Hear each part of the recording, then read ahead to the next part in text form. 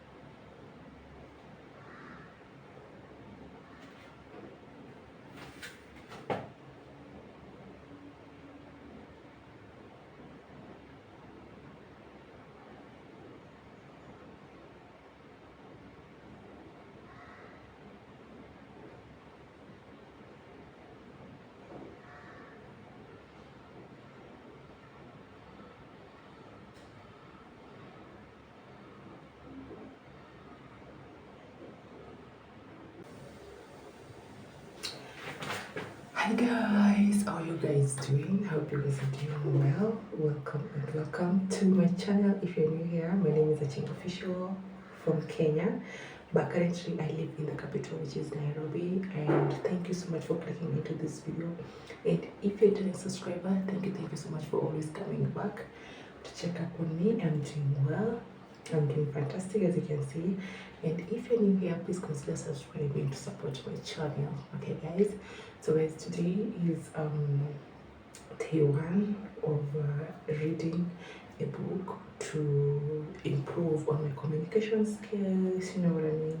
So that's basically what like the video is all about, you know. So I hope you guys enjoy the video. It's currently 6:40 that I'm making this video, and today is Saturday.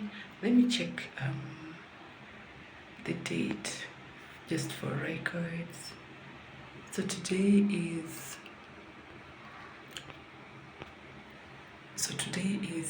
28th of February 2026, and today is gonna be like my first day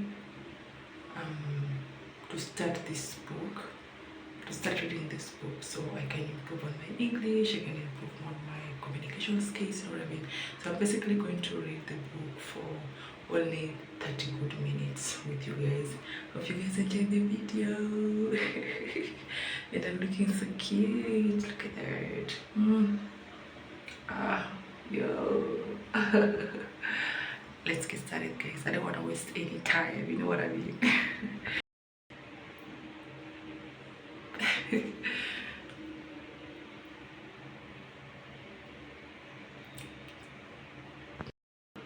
And guys, it's been raining like the whole night. I'm not even messing with you. It's been raining the whole night. It started raining from 10 p.m. last night, and it's still raining.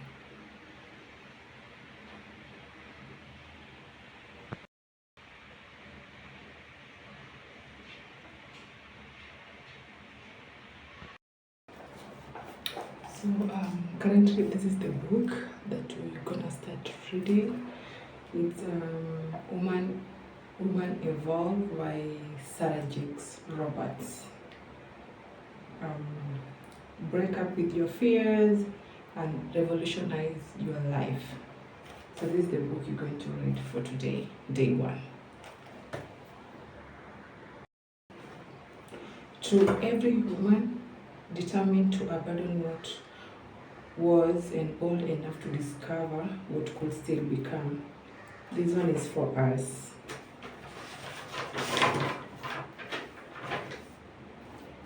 Chapter 1, Rescue Eve.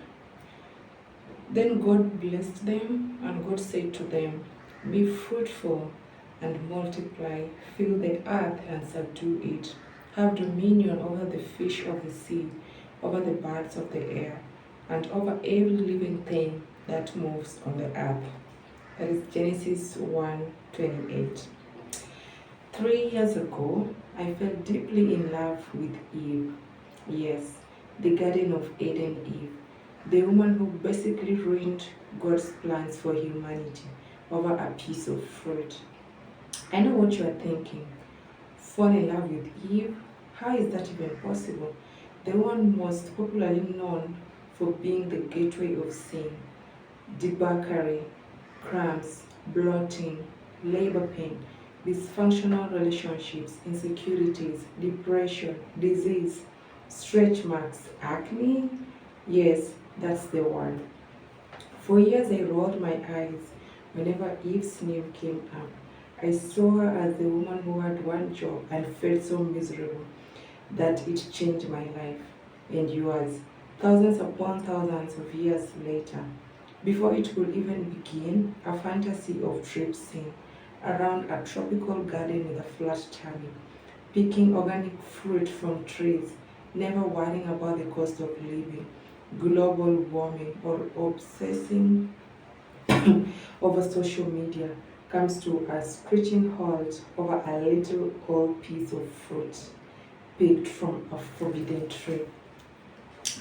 I've always had big plans to get to heaven and give Eve a full neck twisting, eye rolling, and clapping dissertation on the effects her choice has had on the rest of us. But all of that changed at our women's conference. I noticed that all the volunteers and most of the registrants wore matching shirts. This isn't uncommon at our women's event. However, the shirts were different. They displayed the names of women in the Bible who were celebrated for their commitment in faith. Sarah, Ruth, Esther, Mary, squad girls. Since we are just getting to know each other, now may be a good time to tell you something you should probably know about me. From time to time, there's this pretty part of my brain that needs to be reminded that I know Jesus. Is that anybody else's testimony? That day at the conference, that petty part of my brain tapped me on my proverbial shoulder and whispered, Charlie, look, you ain't the only one who doesn't want Eve on her squad. I immediately smiled at the thought. As I walked from the backstage, holding room into the crowded auditorium, I looked over the audience. The Sarah, Ruth, Esther, Mary Squad Girls shirt was literally everywhere I turned. The band had taken their places on the stage. The singers had grabbed their microphones. The music was blaring, and everyone in the room was lifting their voices in worship, but I was stuck. I couldn't shake the feeling that something was wrong. I should have been opening my heart and lifting my hands to sing along with all the others. After all, in just a few short moments, I was scheduled to take the platform and share a message meant to confront, transform, and empower the women in the room to pursue the vision God had when He created them. Yet all I could think about was Eve. Logically, I knew why her name was not on the shirts. Seriously, who in their right mind wants Eve on their squad? She was so easily tempted and manipulated to abandon what she knew was right and engage with what would leave her and the rest of us in the world struggling. If an actual light bulb appeared over our heads each time we had an epiphany, in that moment a high megawatt beam would have been shining brilliantly over mine. Compassion for Eve hit me like a ton of bricks. This time I wasn't viewing her from my high horse, but from a position of empathy, and can only come from knowing what it's like to be in someone else's shoes. There I was in the middle of a women's conference, where the virtues of women who showed ridiculously faith and righteousness were being proclaimed. But all I could think about was Eve, my heart longing to go back to the garden to tell her that she still had value, promise, and worth.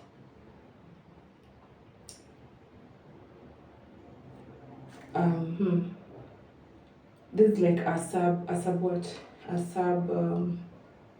subtopic. You've got some Eve in you, okay? Value, promise, worth. Aren't those the words we all need to hear? Especially when we find ourselves in our own inevitable Eve moments. Haven't we all had a moment when we knew better but didn't do better? Let's be honest, our inclination to choose a path that pushes us further away from our moral, ethical, spiritual, financial, physical, relational, or emotional goals is not a foreign concept. Yet Eve has been vilified for making a similar choice. one we all can relate to, making at some point in some way. If you raised your eyebrow at the last sentence, allow me a moment to prove it to you.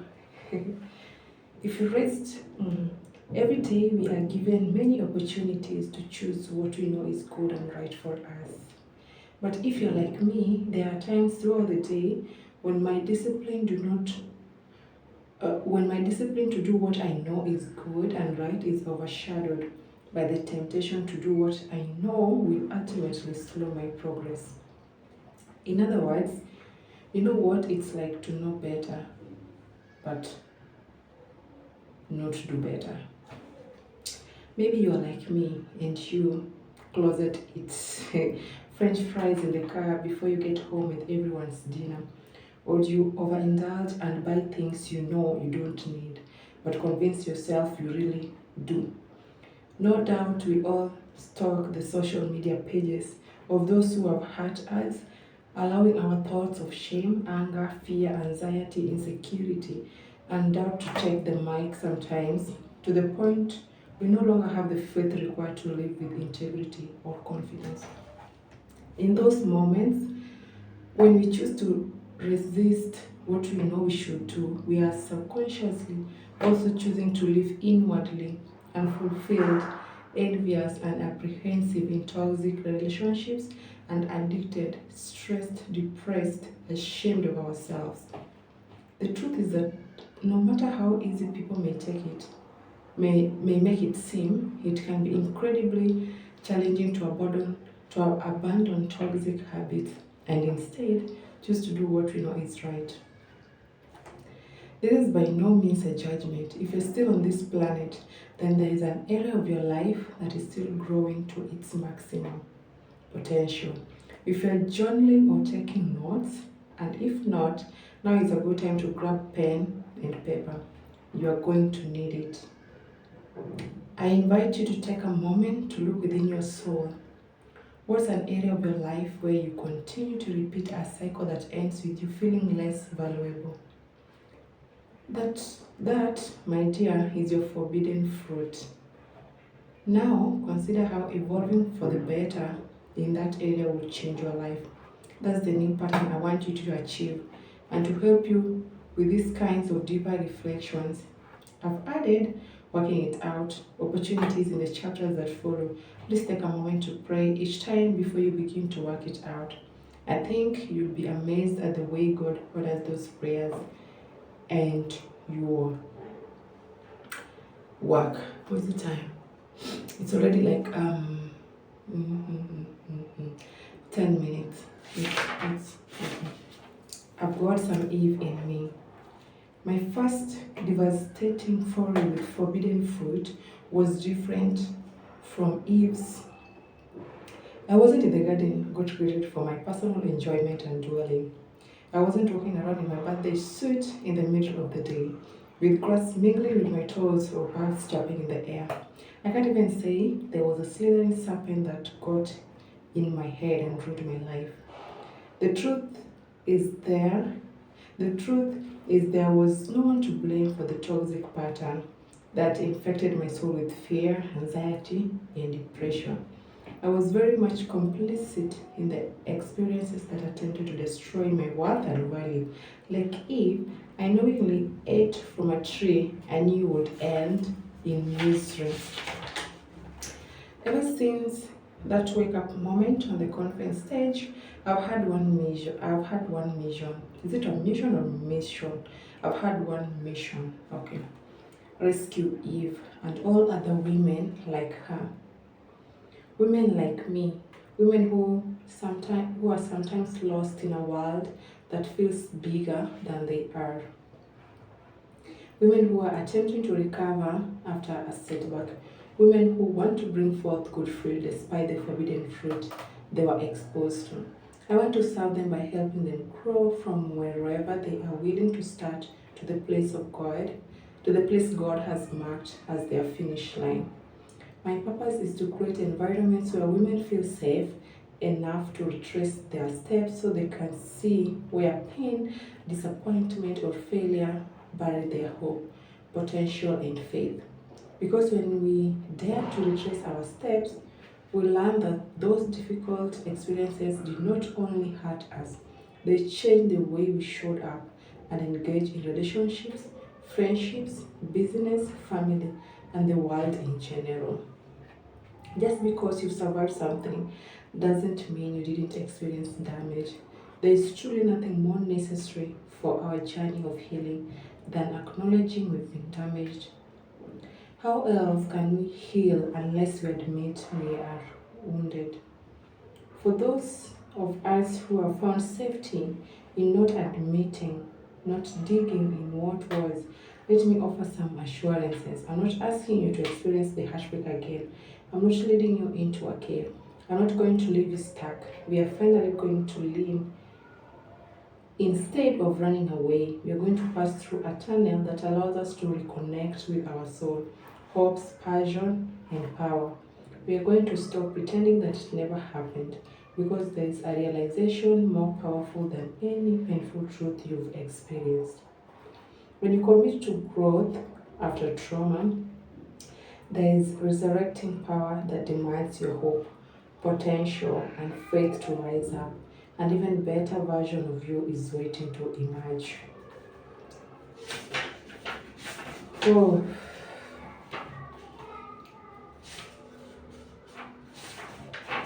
let me see.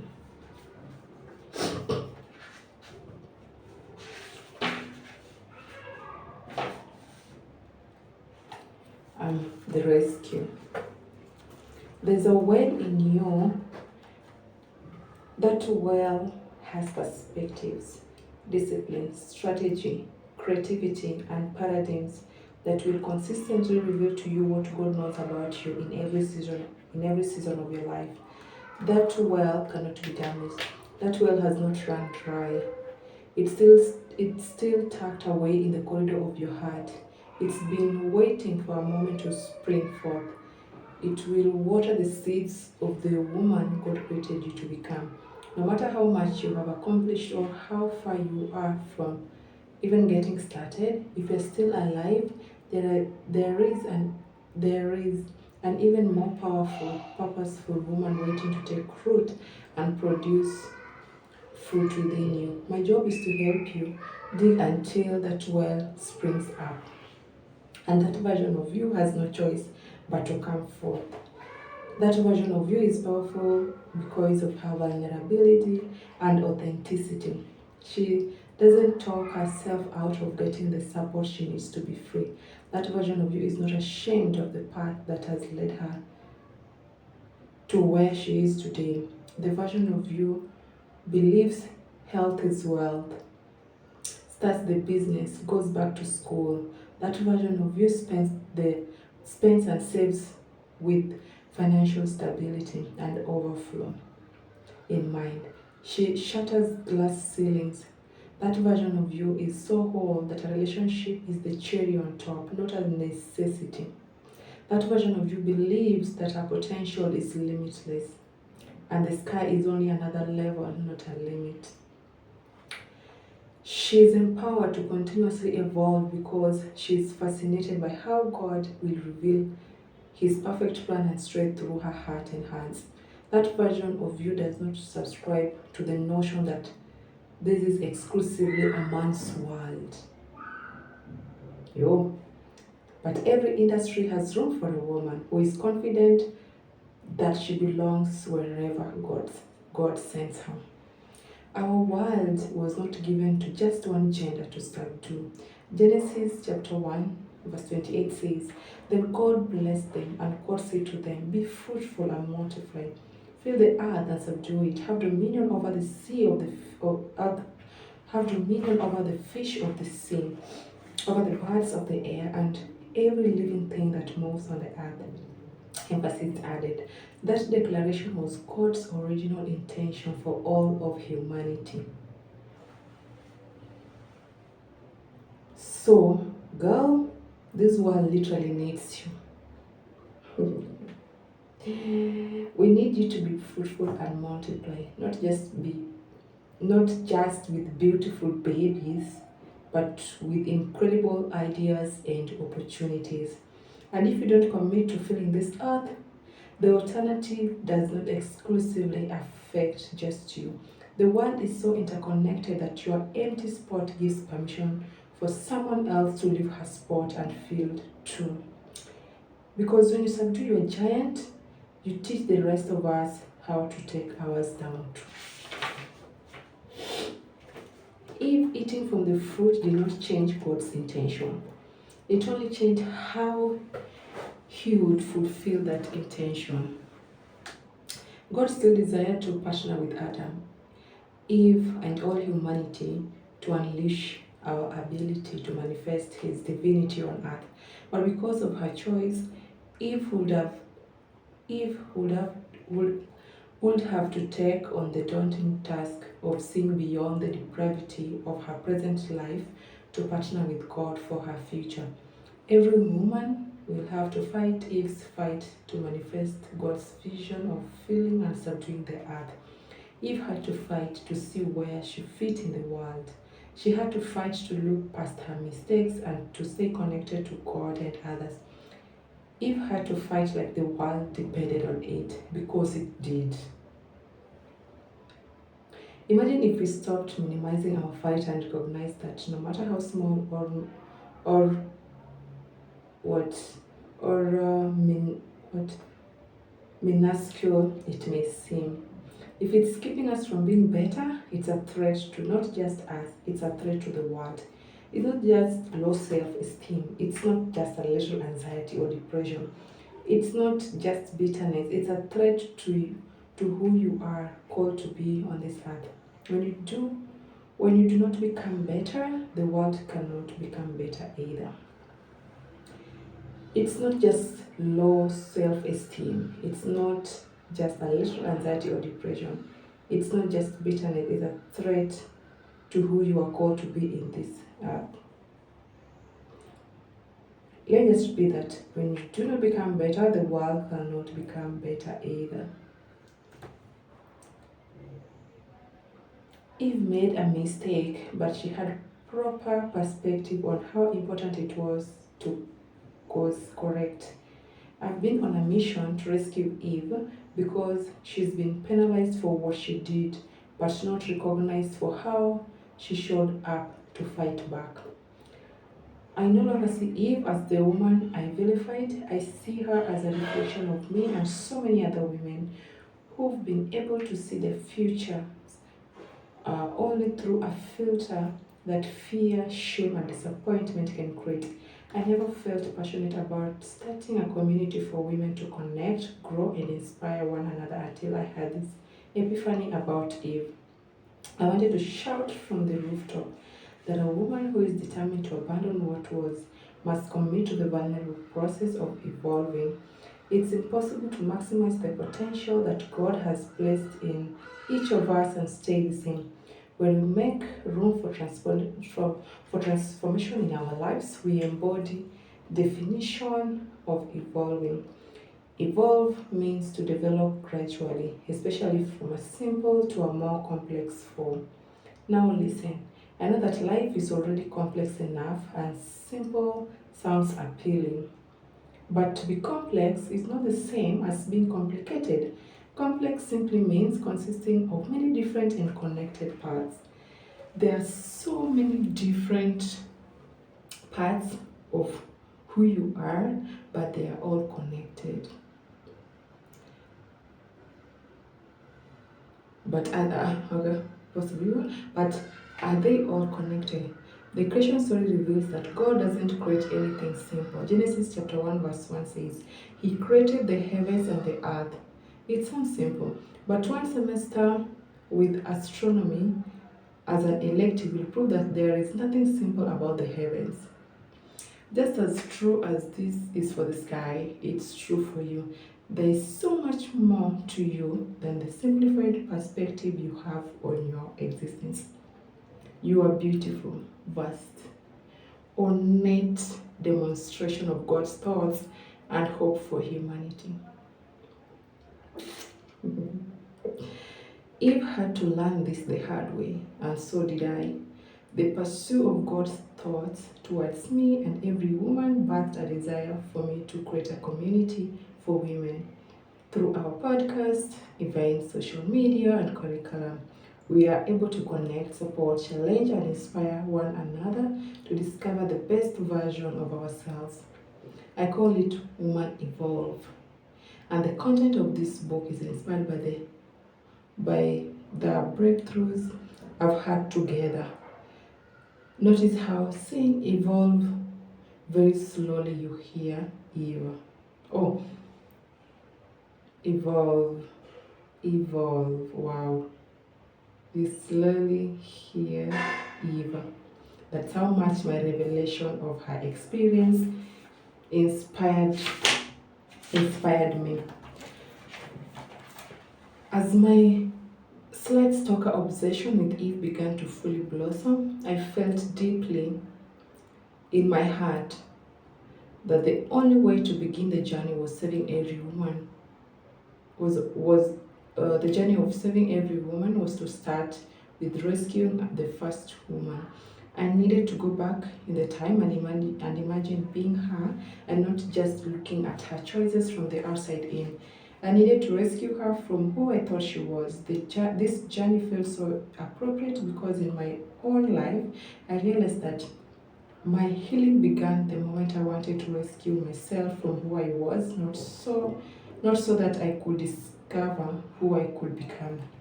I read Genesis, armed with my new compassion for Eve. Instantly, I recognized more than her guilt. I saw her innocence. I recognized her strength. I realized how much courage she exhibited when she chose to be an active participant in her restoration process. I learned that she was not just the woman who ate from the forbidden fruit, she was the woman who paved a way for the ultimate Redeemer, who would offer salvation to all humanity. Throughout our time together in this book, I share what I've learned and what I'm counting to learn about unearthing the gifts, talents, discipline, and stability that produce perpetual inner victory. Many women have influenced my development, certainly too many for me to listen to. I feel, however, this is important for me to introduce you to one of them in the way that I've come to know her. Come with me for a moment back to the Garden of Eden. I'm going to continue with this one tomorrow. That was like a kind of synopsis. Yes. So guys, this is day one of reading to improve on my public speaking skills, and we've started off with Woman Evolve. Thank you guys so much for watching the video. Please like the video, leave a sweet comment in the comment section. Let me know what you think about this journey that I'm taking with you guys, that I'm taking